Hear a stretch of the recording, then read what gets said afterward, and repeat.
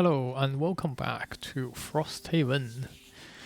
It has finally cooled down here in the UK and I can somewhat keep my window closed while I record, so hopefully the sound quality and the background noise has been reduced and improved and reduced respectively. Alright, so last mission we did a side quest in scenario 122. Let's go back to the main storyline, but before we do that, let us take another Outpost phase. Another quiet winter goes by, which is fine, and we shall do Outpost event. Let's see what we have this time. Event 20. Let us find it on Foreteller.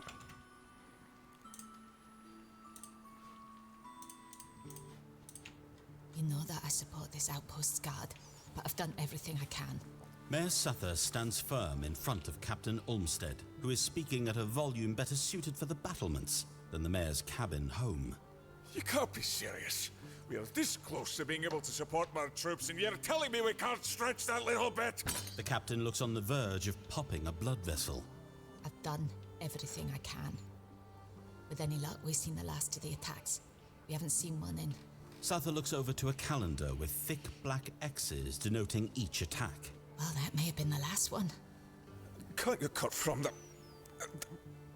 I mean, there must be something. He grabs a decorative mug with Frosthaven's crest off Cephalofair's desk, gesturing to it. Cephalofair takes the mug delicately out of his hands. The answer is no. Option A. You wouldn't want to make a habit of it, but you could kick in a bit from your personal coffers to assist in the upgrades to the barracks.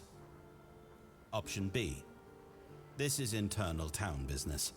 They'll come up with the funds eventually.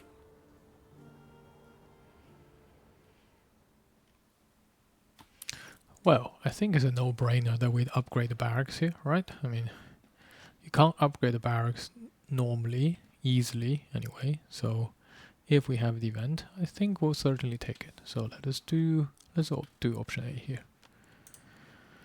And option A says lose 10 collective gold. Well, let's do that. I guess our Blinkblade is going to have to fork out some more. Good thing we had plenty of loot from last mission, so let's take maybe 4 out of here, 4 there, and maybe 1 each from the newbies here to chip in for the 10 gold requirement. Alright, so let's do option A here.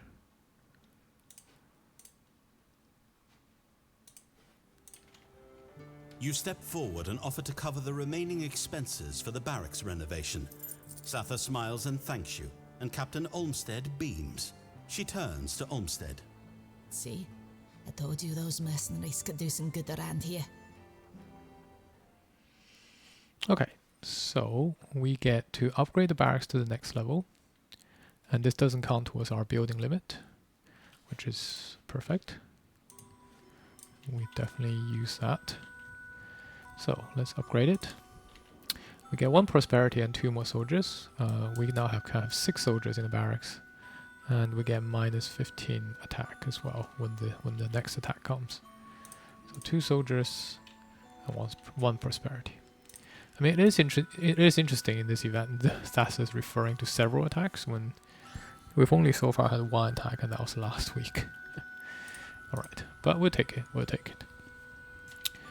Okay, so after having done that, let's now do building operations. So over here we can get 1 resource each for 6 gold. We can also train a soldier, which I think we definitely will. Let's buy some resources first anyway. Let's maybe chip in 2 here, 2 here, and then maybe 1 each for the 6 gold. I think let's add a hide here. Maybe a metal and the wood here, seems good to me.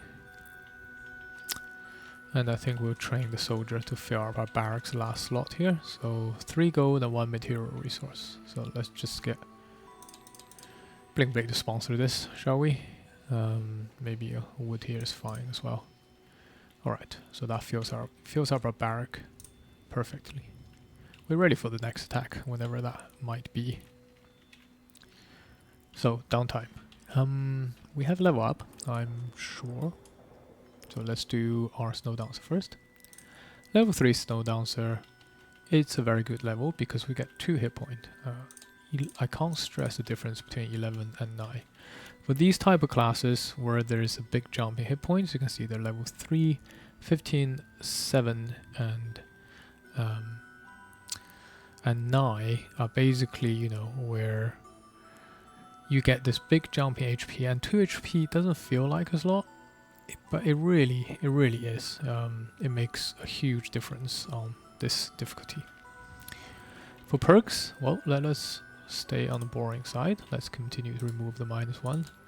I just want to get this deck as static as possible. Although, to be fair, Snowdancer's deck is not that important, to be honest. As you've seen probably, most of the damage comes from the pulling and pull, the push and the pull, rather than actual damage. But it still is good to get rid of the -1s. For skills, level 3 gives access to a very good card in the form of Cold Snap. If you enjoy pushing and pulling people around into hazardous terrains, Cold Snap's an absolute must. And I think you've already seen how good Strengthen is at this level, especially if you have someone like Blinkblade around you. Strengthen is just amazing. So yeah, we will be absolutely taking Cold Snaps here. It is running up against Polar Vortex, which is basically, if you ever play Spellweaver from Gloomhaven, it's kind of like that card without the damage. It's a bit of a weird card because it doesn't do damage, and it kind of requires you to have some hazardous terrain set up already. But before level 3, Snowdancer doesn't really have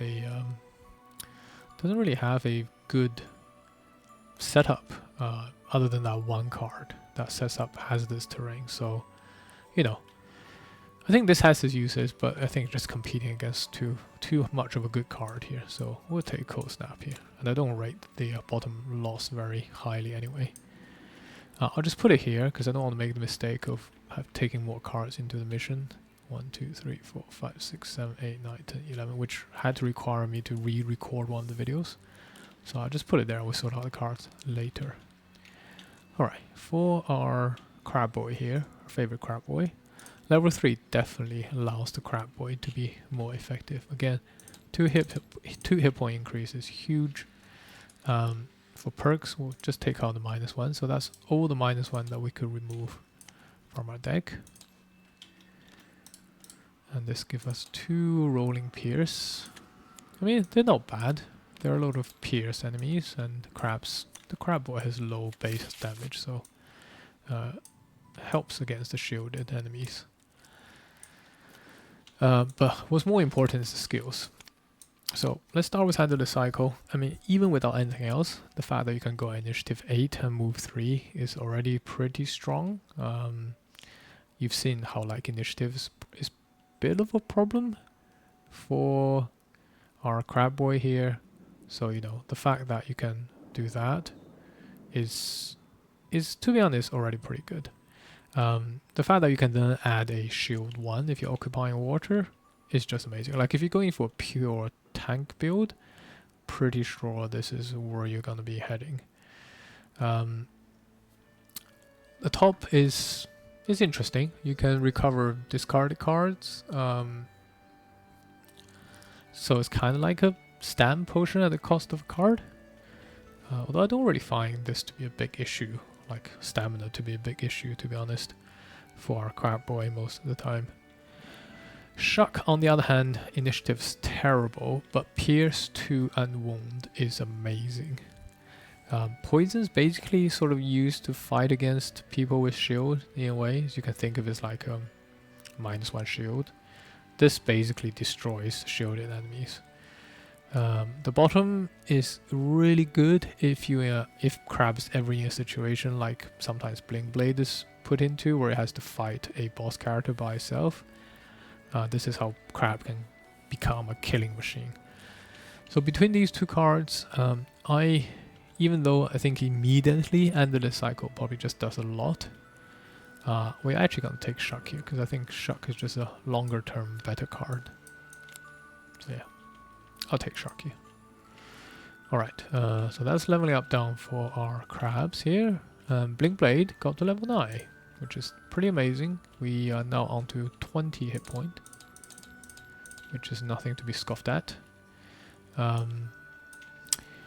And we'll take another perk of +2. Again, I'm steering away from these -1s. I really don't like it when Blinkblade doesn't do the damage I'm anticipating it to do. And like I said before, I don't really find the token to be a big issue for Blinkblade. So that basically maxes out our Blinkblade's attack modifier deck. There's no way of us taking these anymore. So yeah, this is kind of my preferred setup. I mean, there is a world where I don't take this. I took this solely for the Ancient Spire mission. Where you get up, then I would take a -1 maybe, but I really don't like these -1s. But what I do really like is the level 9 card for Blinkblade. Now, I'm gonna make a bit of a controversial decision here because I have actually played with Reverse the Flow previously. Reverse the Flow allows you to perform any move abilities as attack abilities, and you can immediately play a card from your discard pile and perform the bottom action. So it's kind of like, I mean, this doesn't sound as crazy until you actually look at the cards for our Blinkblade. Stab them All is already one of the most broken card for the Blinkblade at this level. Even on slow, initiative value is crazy for you to most often beat the enemy. Imagine with that card and this going on fast, this becomes attack 2, attack 2, attack 2, attack 2, and attack 1. So 5 attacks in one round, combined with something like Power Potion, combined with something like Strengthen. I mean, Blinkblade would just absolutely obliterate anything standing in its path. The fact that you can then also play a bottom card from your discard pile, so you can do something like, I don't know, this to make it attack 2 with wound. I mean, you're basically doing at that point 7 attacks in one round. If you have Strengthen and Power Potion, this is just absolutely bananas. Not to mention that had I taken the level 5 card, which allows me to play 3 cards, combining with something like double time, right? If you double time this, you trigger that move 2 twice, you become attack 2, attack 4, attack 2, attack 4, attack 1. I mean, it's just, this card is broken as hell. I don't think it's a better way of putting it, really. But that requires a lot of setup, and I don't have those setup in this particular playthrough because I did not take the card that allows me to play this card and stab them all on the same round, because this is a top action. So anyway, I will not be playing this. I'm actually quite excited to just play around with Fractured Timeline a little bit. It's very anti-Blinkblade synergy, I feel like, other than the fact that, so Fractured Timeline basically allows you to copy a normal monster, which doesn't sound that good for Blinkblade. You do, the advantage of this monster is it's genuinely still a monster, so it actually draws from the monster's attack deck as an ability deck. So if the monster has a good ability, this is actually a pretty good copy. But more importantly, this is your attack modifier deck, so it uses Blinkblade's attack modifier deck.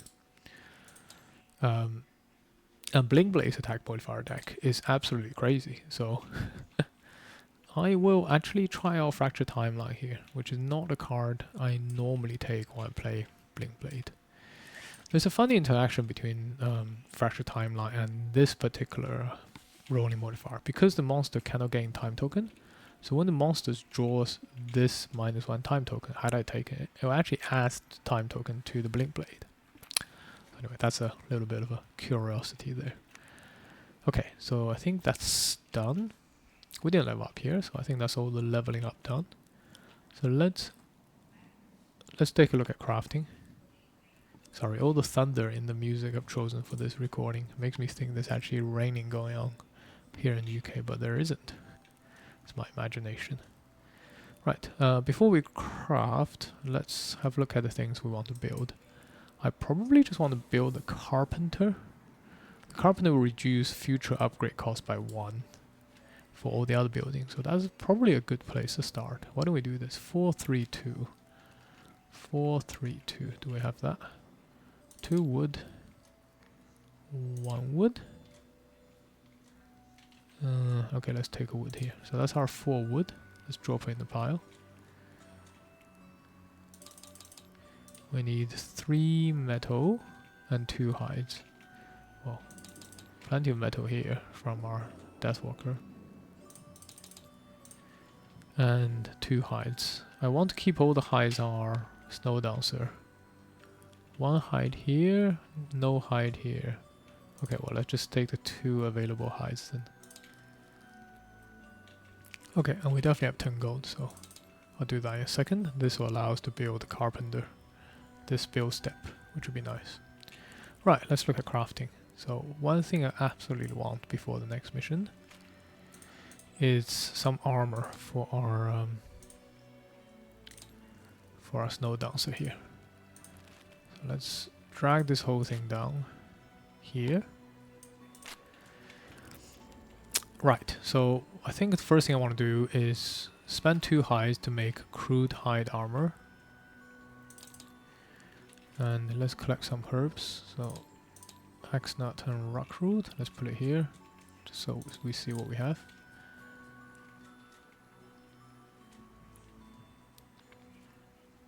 Yeah, and then maybe we just spend 2 rockroot here and make a healthy mixture.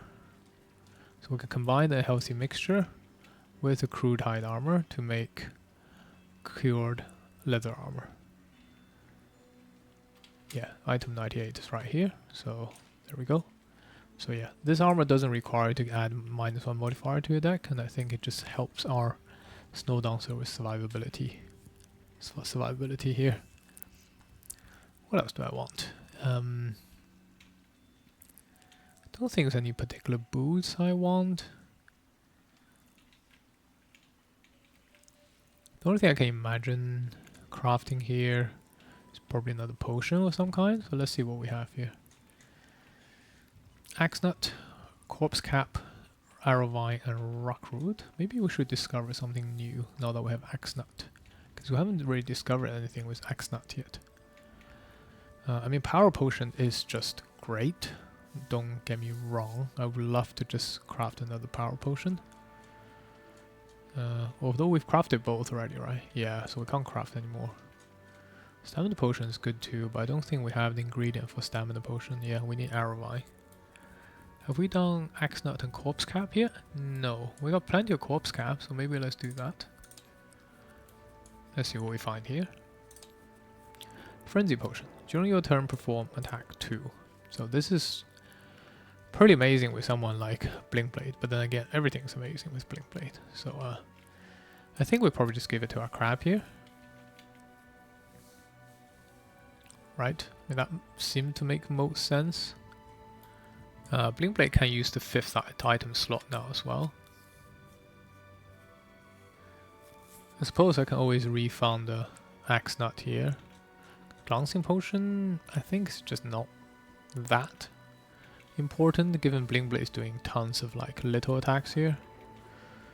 If that's the case, what am I making? Maybe I can make a healing potion here. Okay, I actually think I'll give the frenzy potion to Blinkblade here. It just sits much better for Blinkblade. Let's distill glancing potion. They served us well. I'll probably distill it back for a rockroot. We actually have rockroot, right? Maybe we'll distill it back for axnut. Yeah, let's distill this back for axnut. I think I'll probably just make a healing potion here. Arrowvine rockroot. Let's do that. I think healing potion just sits better on our crab boy here. So that means I have corpse cap and axnut left, so I could make another frenzy potion, although I don't think frenzy potion is too useful on Snowdancer here. I think this is a better setup, because frenzy potion actually also benefits from power potion, which is pretty cool. Yeah, I think this is fine. I wish I could fill this up with just another slot, but we don't have more herbs to brew relevant things. I don't particularly want frenzy potion for Snowdancer. Because this is a melee attack, if it's ranged, I absolutely would. Do I want anything else? Spyglass. Don't think that matters. I'd rather keep Circlet. Amulet of Life. I would love to get some armor over here. I guess I could get...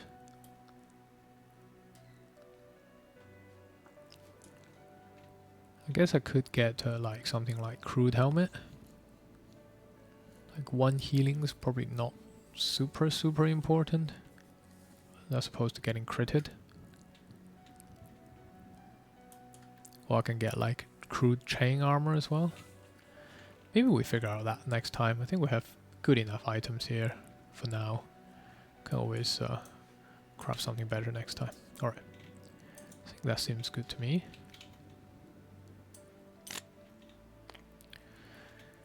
Okay, so let's build, I suppose. So we've got all the resources there. We just need 10 gold. 1, 2, 3, 4, 5. Maybe just sponsor it between the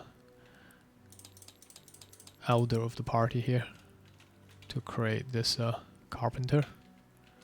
So 4, 3, 2, and 10 gold. Carpenter. Reduce all construction costs by 1 material resource. Perfect. We get a prosperity and we get to read a section. So this is section 7.3.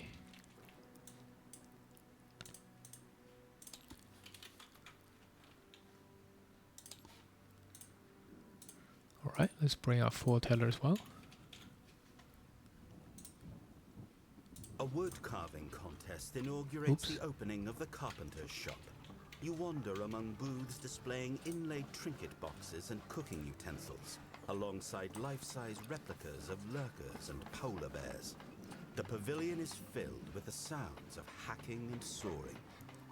One carpenter is a harrower, whose undulating insect form obscures a large chunk of wood, chipping away with their collective mandibles.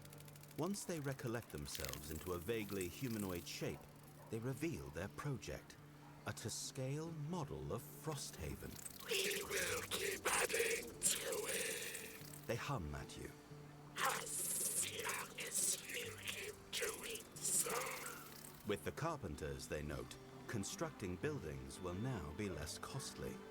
A few of their insects pick up small cylinders of wood, which they carve instantly into a miniature version of you. They place your model in the center of the Frosthaven replica.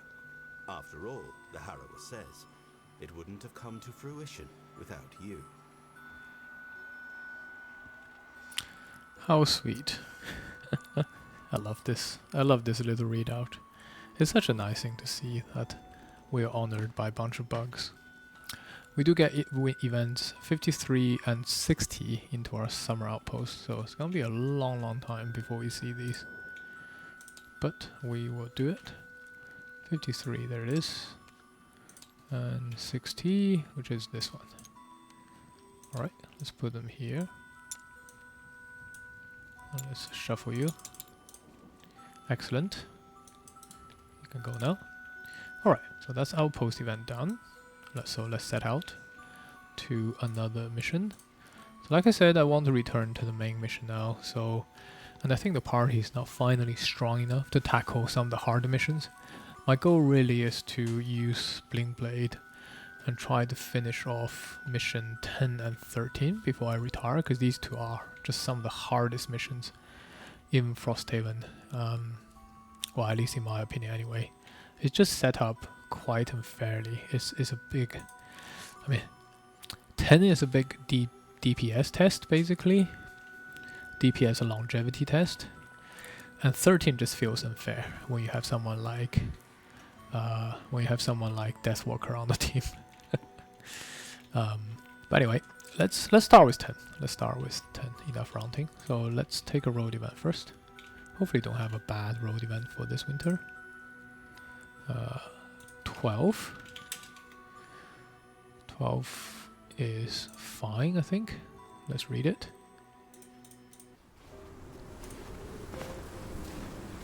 Blown off track by the winter winds, you come across a monolithic door deep set into the mountainside.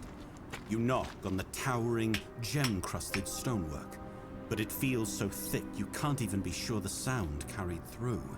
Whoever or whatever created it made sure it was impervious to both the elements and unwanted guests. An inscription is written in a language you can't easily make out. A receptacle on the doorframe looks as though it wants an offering, but what would fit? Option A. Apply power to the door's receptacle. Option B. Review the inscription. Unfortunately, we can't do option A because we do not have charged core campaign sticker. I wish it still let you do it, and then maybe you can see that you don't have something and then maybe some other outcome comes out. I kind of don't like the fact that it just straight up tells you can't do option A, but it is what it is. We will just take option B here.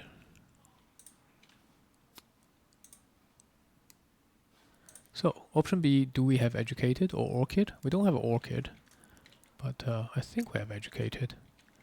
Blinkblade is educated, so we're good there.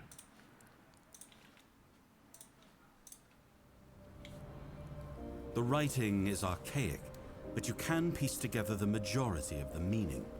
You recognize the sigils as that of the Orchid High Council. This must be a treasure vault. The writing reads, "Herein lies the treasure of the Orchid Keeper of Joy." I wonder what that is. Looking forward to solving this mystery. In the meantime, we get 3 XP each. And we return this to the bottom of the deck. Don't think Blinkblade really cares about XP anymore. Of course, but everybody else does. Okay, that just brings us a bit closer to level 4. Level 4 would be great, actually. Okay, so that's good.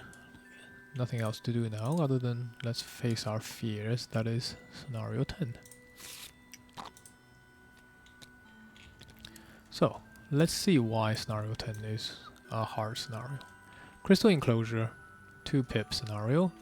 Not a big map, which is kind of like, okay, movement's not big a thing here. Scenario is complete when all monsters in here are dead. So you just have to kill people, right? Doesn't sound too bad. And who are you killing? Well, our old friend Algox is here. Scenario effect, each character discard 1 card. That's annoying. I don't like that. But let's sort that out in a second. Let's read the introduction first and find out why I think this scenario is hard. With a sturdy sled now underfoot and a team of dogs at the fore, you cut through the tundra with ease. You watch the distance for signs of your target, the ice speakers expelled from Snowscore, as you go, squinting through the wind. For a long time, there is nothing. Small eddies kick up here and there, walls of white crystalline powder that rise and drift about in the wind, like flickering white shadows. It's not until after several hours of steady travel that a new sight appears. Crystal spikes, hundreds of them, materialize on the horizon like a field of icy quills shot up from the snow, and even from a distance, you can tell they are huge. Many stand as tall as a full-grown pine tree, but they are far from natural. A number of Orgoks gather around them, their hulking bodies unmistakable in this place. And you watch as the group performs a bizarre ceremony. 10 of them encircle a large empty spot in the snow and raise their open palms to the air. They pray, though you cannot hear the words, and then, after a moment, a brand new spike suddenly shoots from the ground before them. An immense crystalline pillar conjured from the earth in an instant. Unfortunately, there's no way to be stealthy on a sled. As you draw closer, you're met by a line of tall, well-prepared Ice Speaker guards. Intruders! Protect the conduits! They arrange themselves between you and the crystalline spikes. The Ice Speakers seem to draw energy from the conduits, as they call them, increasing the defenders' strength and ferocity. You came prepared to fight Orgoks, but you didn't expect them to have magical backup. You realize you could try destroying those conduits. It would be tough, but it might remove your enemy's advantage. Whatever you do, you have to do it soon, before the tide of this battle turns against you. Well, turns out the ferocity is just strength and ferocity is just shield. Special rules. Every ice pillar has 2 plus, I think 6 currently? 6, yeah. 2 plus 6, which is 8, times by 4. 32 divided by 2, so 16 hit points. Perfect. They are enemies to you and allies to all monsters. This is quite crucial. Because they are allies, they can be healed by the priests, which is kind of annoying. Each monster in the scenario gets shield X, where X is the number of ice pillars within range 4 of it. This is both annoying game design from a tracking perspective and from gameplay perspective. So let's see how annoying it is to track, right? This means every time a monster moves its location, I have to remember to recheck his shield, which I often in the heat of battle forget to correctly calculate. So let's see if I manage to record a video of me playing this mission without critically screwing that up. Anyway, this room is still easy, but you can imagine here there are gonna be more ice spikes. So anyway, let's have a look at it first here, right? So this guy has 1 from this, 2 from this, and 3 from this.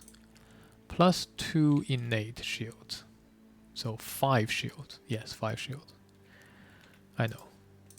3 here. And 3 here makes this 4 shields. And then this guy is only impacted by 2. Because it has to be in range 4. 1, 2, 3, 4. This guy's out. So 2 shields here. So already you can see this is freaking annoying. I mean, it will be almost impossible to kill this guy with all these pillars up. So basically, the mission kind of goes like this.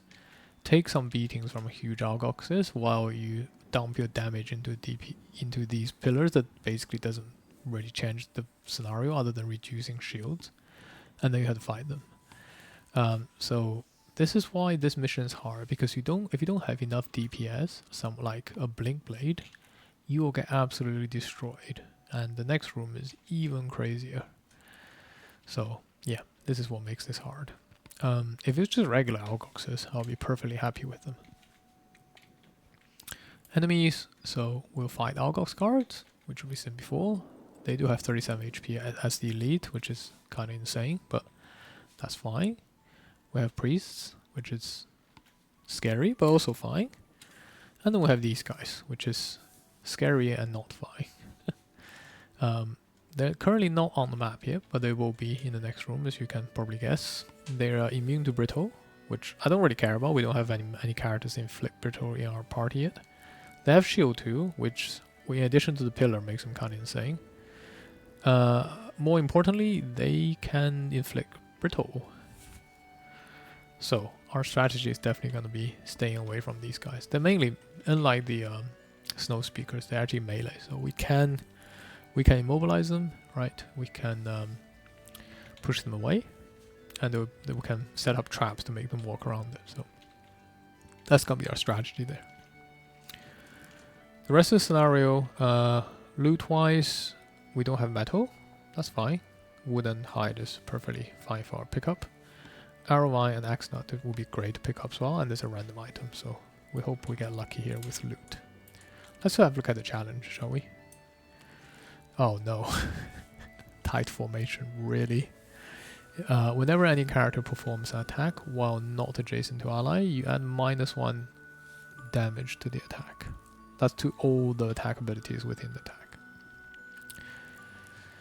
Now ordinarily, a small map like this would be fine for tight formation, but I think I've already told you this is a DPS race, and we really can't afford to restrict our DPS on Blinkblade, because Blinkblade will be the guy going behind enemy line to try to assassinate these pillars while the rest of the team huddles in a corner to survive. I really can't afford to let Blinkblade do this, so call me a coward, but this is just not a mission for tight formation. So let's put it back. That's the first challenge I've turned down, but it is a bit of a hard one because my whole strategy here is going to rely on Blinkblade leaping over these enemies and attacking the pillars. And if I if this becomes attack 1, attack 0, it's gonna really suck, so I'm not gonna do that. I think Miser is very doable on the other hand, so let's try that. Where's the best place to put it? Maybe here? Yeah, Miser is very doable here. Kinda don't like this position. Maybe let's put it on top of the thing here as a reminder. Yeah, Miser is very doable. That's totally fine. Loadout is okay. We got our armor to test out. Let's look at cards. Definitely want to be taking Cold Snap here. So probably take out Gathering Force. Once again, our guy's gonna be a healer here to help keep the party alive. So Frigid Growth and Cold Snap would be really useful against Algoxes. Lifting Gust is great, Snowball is great, White House great, Cold Therapy would just deploy on the first round. Don't think we'd take Chilling Impact. Actually, Blizzard or Chilling Impact would be really good here. Maybe I don't want Blinding Vortex. Such a good card though. Do I really want Snowball? Probably just a nice heal. Burning Tempest. Maybe I don't need Burning Tempest here. Don't think movement is super important this mission. Maybe I'd rather take Blizzard for the opportunity to push somebody with move. Don't think I'll take the Fox here. The Priest has a multi-target attack, and having a Fox around is just a liability, I think. Burning Tempest. It is quite good for Blinkblade, but that's it. So probably Blizzard is a better bet here. Just a little move. Move 3 I think is better than move 2 overall. Or even though this has more flexibility for pushing. Yeah, I think we take Blizzard here. 1, 2, 3, 4, 5, 6, 7, 8, 9, 10, 11. Yeah, perfect. So yeah, we'll just set up healing and we try to play more of the hazard terrain setup person in this mission. Okay, here we need to remind ourselves that we want to kill Algox guards here, so maybe let's add a token here so I don't forget. So these are assassination target for our crab, although I'm not holding out my breath for it. Closer, Aesthetic, or Conservator. Never perform an action with a loss icon. That seems doable. What loss icon card am I actually gonna do here? Like, that limits my ability to get EXP at the end of the mission, but I don't think that matters. Yeah, let's take Conservator. That seems like something I want to do anyway, given this mission's all about longevity. Alright, the enemy has a lot of shield. I really wish Crush Armor just said 1 adjacent enemy suffers damage equal to shield value, but alas it's not meant to be. And I know why. On lower level difficulties, if you did that, you just one-shot elite spirits, which would be kind of insane. Probably don't need down to the depth here. So let's take our newly acquired Shuck. Mighty Claw is great for the Pierce. Pool of Power is interesting.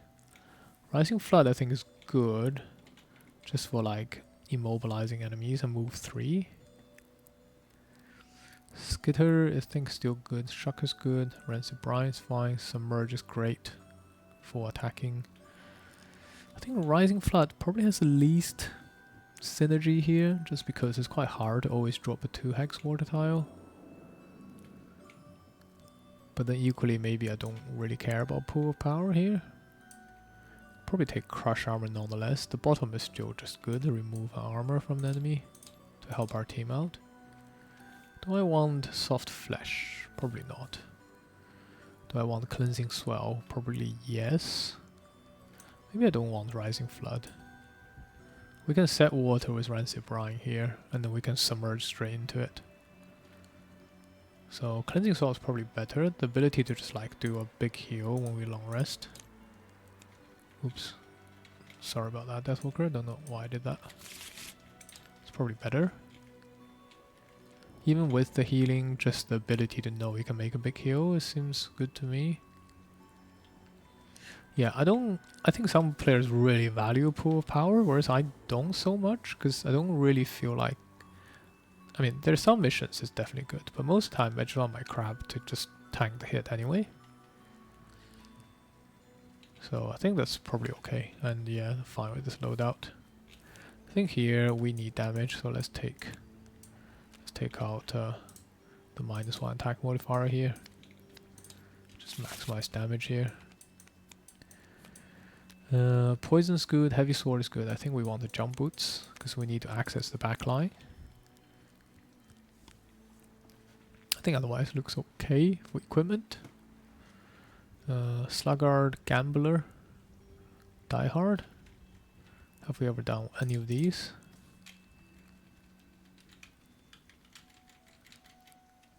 No, we have not. Not done any of these. Okay, maybe we can do one for flex. Never have a hit point drop below half. Sluggard seems more doable. I haven't done it, really? Seems bizarre. Really haven't. I would have recorded it otherwise. Let's try it. I think we'll probably take a hit here and maybe we can heal that up in the first room. So that's probably quite easy to do, I would imagine.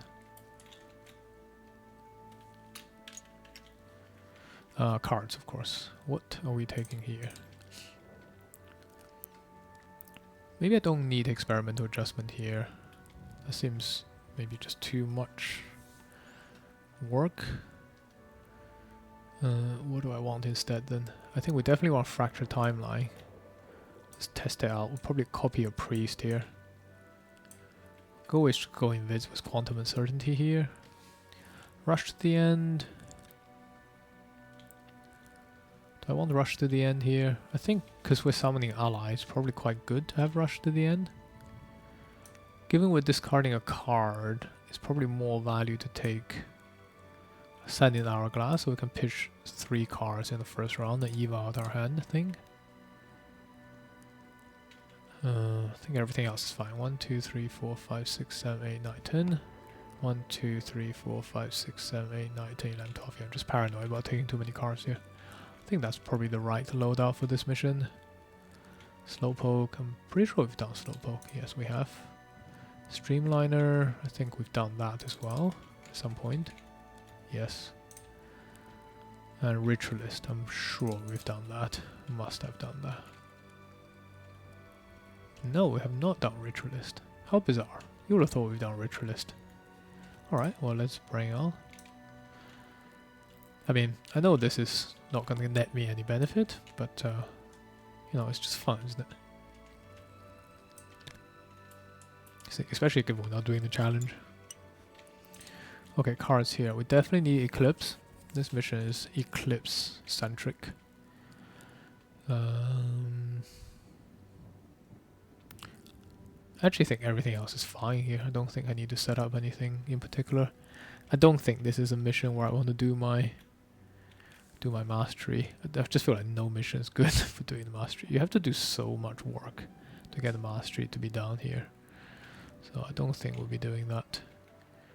Cloak of Warding is definitely the right card, the right armor to take, so I think that's it. 1, 2, 3, 4, 5, 6, 7, 8, 9, 10, 11. Okay. And the scenario effect, we have to pitch a card. The only person who doesn't have to do that, I believe, is Deathwalker, who has Ignore Scenario Effect.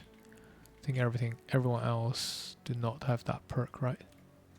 No. So let's pitch some cards.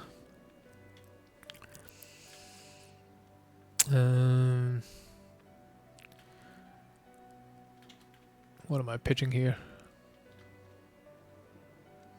Maybe Blinding Vortex is the least of the cards I want here. For now, anyway. It does even our hands, so I have exactly 10 cards, so it's actually not a big issue for us. Here, I think maybe we take Cleansing Swell out here. Right, because Probably the healing one is the least useful at the moment. And here I think we probably take out rush to the end, right? Because that's probably the least useful for now anyway. Alright. Let's look at starting positions. So, what was our goal here? Our goal is probably to park ourselves in this corner. Snowdancer can park himself here. Then we can create 2 hazardous terrain right off the get-go with our new card and force this guy to walk around. Blinkblade probably goes here, so one probably come here, jump over, copy this guy, put that guy in the corner maybe, so it's safe, and start going to work on this pillar here. Deathwalker probably goes here then, and Crashing Tide goes here, and start tanking. Yeah, don't really want Deathwalker to be tanking this big guy here. Hopefully we can find some way to just immobilize this guy, but we'll see what happens. I think that seems fine. Okay, alrighty then. I think that's it. We'll pause it there, and then in the next video we'll jump into this mission. So, see you guys soon. Goodbye.